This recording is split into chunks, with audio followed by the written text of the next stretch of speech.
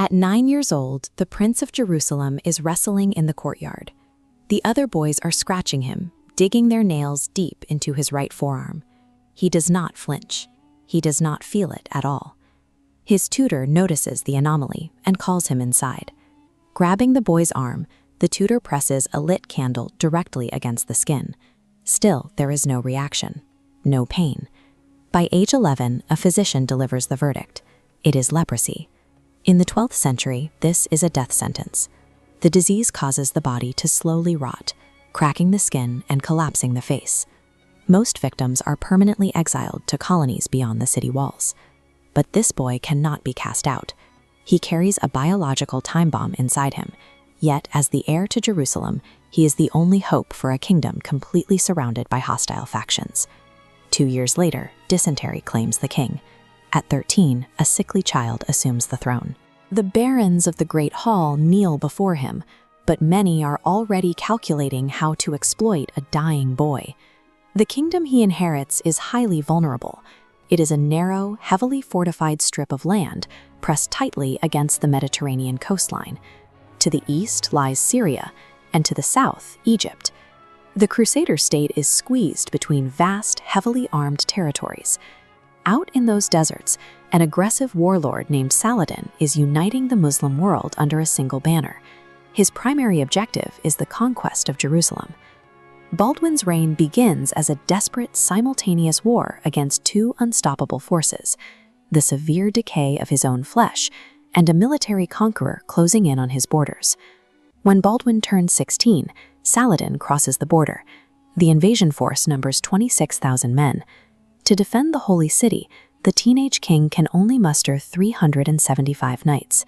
Baldwin rides out to meet them, but his physical deterioration is accelerating. His right hand is so numb he cannot grip his equipment. A servant must strap the shield directly to his arm. Ignoring the safety of the city walls, Baldwin orders a fierce cavalry charge straight into the enemy forces.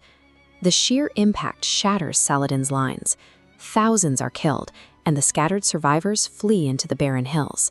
Saladin himself barely escapes the slaughter on the back of a racing camel. This staggering victory destroys the illusion of Saladin's invincibility. It proves that the dying teenage boy is a highly capable and lethal tactician. By age 18, the disease accelerates aggressively. Baldwin's right hand is now completely useless. Deep sores crack open across his arms, forcing him to cover most of his failing body in thick linen bandages. To hide his collapsing face, he adopts a silver mask. He uses it deliberately, presenting a cold, unreadable, and terrifying exterior to a court that constantly scrutinizes his physical weakness. While Saladin rebuilds his forces, Baldwin's own court becomes a battleground. His sister's new husband, a highly ambitious but thoroughly unskilled French knight, begins positioning himself to seize the crown. Baldwin can no longer walk, but his mind remains razor-sharp. When the French knight recklessly raids a merchant caravan during a truce, Baldwin publicly humiliates him, stripping his authority to prevent a disastrous, unprovoked war. As his physical strength evaporates, Baldwin replaces it entirely with psychological dominance. It is the only way to keep his kingdom from tearing itself apart from the inside. When Baldwin is 21, Saladin launches a massive new invasion near the Sea of Galilee. Baldwin's newly appointed regent gathers the army, but refuses to attack, leaving the northern fortress to crumble. Baldwin has not walked in months and can no longer grip a horse's reins. Despite the extreme agony, he orders his servants to carry him directly to the front lines on a wooden litter. His arrival sends a shockwave through the camp. The men have seen kings ride into battle, but never one carried on a stretcher. His sheer physical presence rallies the entire disorganized force. Seeing the banners of Jerusalem approach, Saladin withdraws his army without a fight. A crippled king on a stretcher forces the most powerful warlord in the Middle East to turn around and walk away.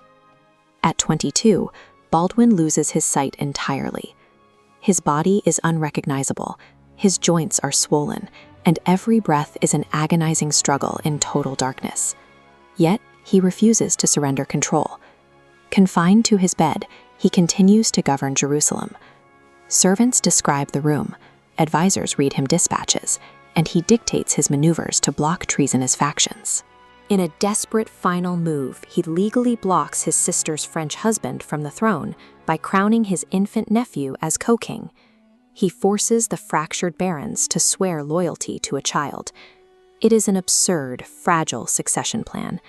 He knows he has built a paper-thin legal sandcastle, designed solely to hold back the tide of Saladin's army for just a few more years. At the age of 24, the disease finally consumes him. He dies in the spring, having held a crumbling kingdom together for 11 impossible years. His intricate defenses do not survive his absence. 2 years later, the French knight he tried to sideline takes power and loses Jerusalem to Saladin. At the horns of Hattin, everything he protected eventually falls. But Baldwin proved that an unbreakable will can buy time, outmaneuver empires, and defy fate itself, long after the physical body has failed.